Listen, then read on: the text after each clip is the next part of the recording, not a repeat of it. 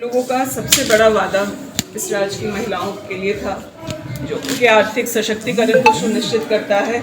इस राज्य को एक विकसित राज्य की तरफ बढ़ाने में जिस कदम से बहुत तेज़ी मिलेगी, गतिशील होगी वो बात, वो हमने पूर्ण किया है। मैया सम्मान योजना के तहत पहले 4 महीने 1000 रुपये आए और हम लोगों का वादा था इस राज्य की महिलाओं को, अपनी बहनों को, कि हम सरकार में आए तो पहले महीने से ही आपको 2500 रुपये मिलेंगे। आप सब जानते हैं पूरी तैयारी थी, 28 दिसंबर को पैसा हस्तांतरित होना था मुख्यमंत्री जी के द्वारा, लेकिन आदरणीय स्वर्गीय डॉक्टर मनमोहन सिंह जी के देहांत की वजह से और फिर जो राजकीय शोक था उसकी वजह से इस कार्यक्रम को 7 दिन आगे बढ़ाया गया और परसों 6 तारीख को यह सुनिश्चित किया गया कि बहनों को उनके हक का हमने जो वादा किया था उसको पूर्ण करें और 2500 रुपये महिलाओं के खाते में डाले गए।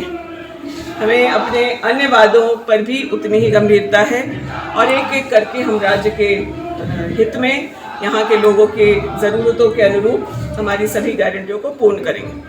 जो 2 महीने बचे हुए थे इस फाइनेंशियल ईयर, क्या स्थिति है खर्च का? देखिए, चुनाव से ज़रूर प्रभावित हुआ। लोकसभा चुनाव, विधानसभा चुनाव, 2 चुनाव हम लोगों ने इस फाइनेंशियल ईयर में देखा है, लेकिन मुझे लगता है कि चुनाव के पहले जो भी प्लान था, जिन कामों को एग्जीक्यूट करना था, उस पर काफ़ी तैयारी हो गई थी। आप छोटे से एग्जाम्पल से समझ पाएंगे कि चुनाव की वजह से धान अधिप्राप्ति प्रभावित ना हो, इसके लिए राज्य ने बोनस पहले ही घोषित कर दिया था और जब चुनाव चल भी रहे थे तो किसानों को अपना धान टैक्स के माध्यम से सरकार को देने में कहीं कोई परेशानी नहीं हो रही थी। तो चीज़ों को चुनाव के अनुरूप हम लोगों ने बहुत ध्यान रख करके उसी तरह से क्रियान्वित किया था और अब बाकी जो 3 महीने बचे उसमें हम लोग बजट के अनुरूप जो निर्णय हुआ था, जो तय हुआ है, उसे पूर्ण करेंगे। विभाग की अगर बात करें तो जो योजनाएं लंबित थी, चाहे केंद्र की वजह से पैसा ना मिला हो या उन सब अड़चनों को कैसे दूर?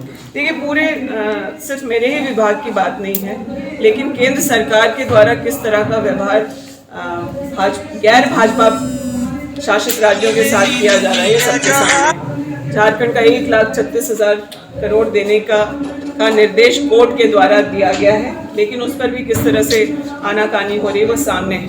हर विभाग को आप देखें, सिर्फ मनरेगा की बात करें तो आज करीब 600 करोड़ रुपया सिर्फ मनरेगा का बकाया है। अब वो आवास हमें अपने फंड से बनाना पड़ा, होना ये चाहिए था प्रधानमंत्री आवास के तहत हमें आवास जो है झारखंड के लोगों का बनना चाहिए था। आज पिछले दिनों यह तय किया है केंद्र सरकार ने कि वो सर्वे करके फिर से आवास की सूची लेंगे, लेकिन झारखंड को 22 से लेकर 24 तक उन आवासों से क्यों वंचित किया गया? और लोकसभा चुनाव के बाद विधानसभा के तुरंत पहले 1.25 लाख आवास दे करके एक कोरम पूर्ण करने का काम केंद्र सरकार ने किया है। झारखंड ने अपना सर्वे किया, सूची बनाई। आज झारखंड के 24 लाख लोगों को पक्के मकान की आवश्यकता है।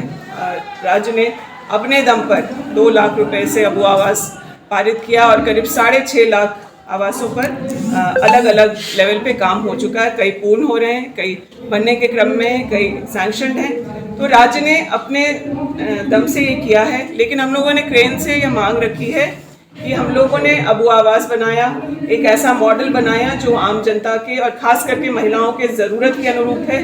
आप उस मॉडल को भी सैंक्शन करें और साथ ही साथ 1,20,000 जो पैसा आज लोगों को मकान बनाने में सहयोग किया जा रहा है उसको बढ़ाते हुए पूरे देश के लिए ही प्रधानमंत्री आवास के लिए 2 लाख रुपए सैंक्शन प्रति आवास सैंक्शन किया जाए और उसमें रसोई घर और शौचालय की व्यवस्था ज़रूर हो।